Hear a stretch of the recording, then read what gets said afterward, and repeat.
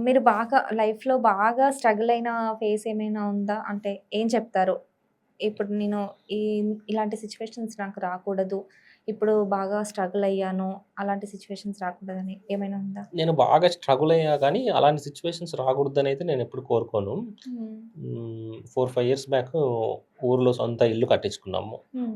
ఆ ఇల్లు కట్టించుకున్నప్పుడు ఫినాన్షియల్‌గా గానీ, దానికి సంబంధించిన ఏదన్నా ఏ బ్యాక్‌గ్రౌండ్ లేకుండా మేమెక్కడో ఊరు నుంచొచ్చి కర్నూలుకొచ్చాము నేను, మా అమ్మ, మా హ్మ్. నాన్న. అలా వచ్చినప్పుడు ఆ సొంత ఊరులో కాకుండా ఒక సిటీకొచ్చి సొంత ఇల్లు కట్టుకోవడము, మా నాన్న చిన్న గవర్నమెంట్ ఎంప్లాయ్ అయినా, మా హ్మ్. అమ్మ, నాన్న ఎంతో కొంత డబ్బులు దాచిపెట్టి ఎన్నో రోజులుగా దాచిపెట్టుకొని కొన్ని అప్పులు చేసుకొని హ్మ్. సొంత ఇల్లు ఉండాలని కట్టించుకుంటున్నప్పుడు కొన్ని కొన్ని ఫేస్ చేశాం. ఓకే. హ్మ్. అలా ఏంటంటే ఇల్లు అనేది ఎలా ఉంటదంటే కట్టించడానికి ఒక 30,00,000 అంచనా యేసుకుంటే అది 40,00,000 అయితది. అవును. ఆ పర్టిక్యులర్ డేట్‌కొచ్చేసరికి డబ్బులుండవు. హ్మ్. ఆ పర్టిక్యులర్ ఫేస్‌లో బాగా స్ట్రగుల్స్ ఫేస్ చేశాం. ఓకే. కొన్ని కొన్ని సార్లు అసలు ఎందుకు ఇంత రిస్క్ తీసుకున్నాం? హ్మ్. ఉండింటే ఆ రెంటెడ్ హౌస్‌లోనే ఉండింటేనే బావుండు గదా! రిస్క్ తీసుకున్నామేమో హ్మ్. అనుకున్నట్టు కట్టించలేకపోయాము. ఇంత పెద్దది పెట్టుకున్నామని కొన్ని హ్మ్. సార్లు అనిపిచ్చింది. బట్ ఆ ఓకే. పర్టిక్యులర్ టైమ్ దాటిన తర్వాత ఇప్పుడు అన్నీ చూసుకుంటే ఓకే. ఆ రోజు కష్టపడ్డందుకే ఈరోజు మనకంటూ ఒక ఇల్లుంది అని అనిపిస్తుంది. ఓకే. కజిన్స్ ఉన్నారా మీకు? ఎవ్వరు లేరు. ఒక్కడినే. మీరొక్కరేనా? హ్మ్. ఓకే. అంటే నెక్స్టు ఇప్పుడు బుక్స్ కాకుండా ఇంకేం చేద్దామని అనుకుంటున్నారు ఫ్యూచర్‌లో? యాక్చువల్‌గా కొద్ది రోజులు బుక్స్ గ్యాప్ ఇచ్చి చెస్ టోర్నమెంట్స్‌కెళ్ళాలి అనుకుంటున్నాను. ఓకే. సమ్మరొచ్చేసింది గదా! సమ్మర్ వచ్చేసింది. పిల్లలు హ్మ్. చెస్ టోర్నమెంట్స్, హ్మ్. చెస్ బేసిక్‌గా ఏంటంటే నాకు అన్నిటికంటే ఆనందం అనిపించేది చెస్ ఆడడమే బాగా ఆనందం అనిపిస్తది. ఓకే. హ్మ్. దాంట్లో ఒక మ్యాజిక్ ఉంటుంది. హ్మ్. అంటే బేసిక్‌గా చెస్ ఇంట్లో ఆడే చెస్‌కి, టోర్నమెంట్‌లో ఆడే చెస్‌కి చాలా డిఫరెన్స్ ఉంటుంది. ఇక్కడ ఎంత ఒక 10, 15 నిమిషాల్లో మ్యాచ్ అయిపోతుంది. ఓకే. చెస్ టోర్నమెంట్‌లోకెళ్తే ఒక్కొక్క మ్యాచ్ 4 అవర్స్, 5 అవర్స్ రన్ అవుతది. ఒకటే మ్యాచ్. అవునా? హ్మ్. అంత టైమ్ అంత ఇస్తారా? టైముంటుంది.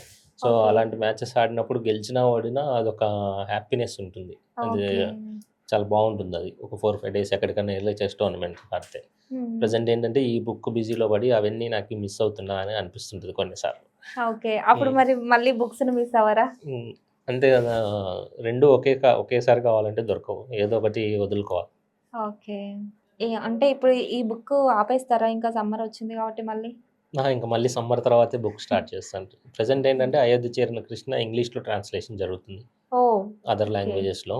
So, hmm. ఆ వర్క్‌లో ఉన్నాము. ఏమేమి లాంగ్వేజెస్‌లో? హ్మ్. ఇంగ్లీష్, హిందీ, మలయాళం 3 లాంగ్వేజెస్‌లో ట్రాన్స్‌లేట్ అవుతుంది. ఓకే. హ్మ్. అంతే. అంటే ఆ 3 లాంగ్వేజెస్ ఎందుకు చూజ్ చేసుకున్న? ఇంగ్లీష్, హిందీ అంటే ఓకే. అందరూ చదువుతారు. మలయాళీ ఎందుకు? అంటే యాక్చువల్‌గా అన్ని లాంగ్వేజెస్ అనుకున్నాము. ఐ మీన్ హ్మ్. తమిళ్, కన్నడ, బెంగాలీ అన్ని లాంగ్వేజెస్ అనుకున్నాము. బట్ ట్రాన్స్‌లేటర్స్ దొరకడం కష్టంగా ఉంది. తెలుగులో నుంచి అదర్ లాంగ్వేజెస్‌లోకి ట్రాన్స్‌లేట్ చేసేవాళ్ళు. ఓకే. సో, ప్రెజెంట్ ఈ ట్రాన్స్‌లేటర్స్ దొరకడంతో వీటిని ముందు స్టార్ట్ చేశాము. హ్మ్. అన్నిటికంటే ముందైతే నాకు ఈ కన్నడలో చేయాలని నాకుండేది. కన్నడ గాని, తమిళ్ గాని. హ్మ్. బట్ స్పెసిఫైడ్ ట్రాన్స్‌లేటర్స్ దొరకక అవి ఆగాయి. హ్మ్. సో, మాక్సిమం అన్ని సౌత్ ఇండియన్ లాంగ్వేజెస్‌లో కూడా ట్రాన్స్‌లేట్ ఈ ఇయర్ ఎండింగ్ లోపల చేయాలి అని అనుకుంటున్నా. ఓకే. ఈ బుక్స్ అంటే రాస్తారు గదా! స్టోరీ అనుకుంటాము, రాస్తాము ఓకే.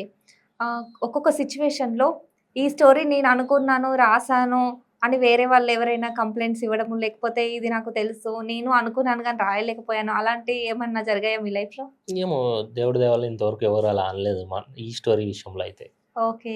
అంటే కాపీరైట్స్ ఇప్పుడు ఏదైనా మూవీ స్టోరీ ఉంటది. లేకపోతే ఏదైనా ఉంటది. కాపీరైట్స్ వేయడం గాని ఇలాంటివి చూస్తూ ఉంటాం గదా! చూస్తూ ఉండొచ్చు. కొన్ని కొన్ని సార్లు కోయిన్సిడెన్స్ కూడా జరగొచ్చు. మనం అనుకున్న స్టోరీని ఇంకొకళ్ళు తీయడం, లేదా వాళ్ళనుకున్నది నేను రాయడం హ్మ్. జరగచ్చు. బేసిక్‌గా ఏంటంటే ఇప్పటివరకైతే ఈ బుక్ విషయంలో అయితే అది జరగలేదు. ఎక్కడ హ్మ్. ఉంది అని అనుకోలేదు నేను. ఎక్కడ ఓకే. ఉంది అని.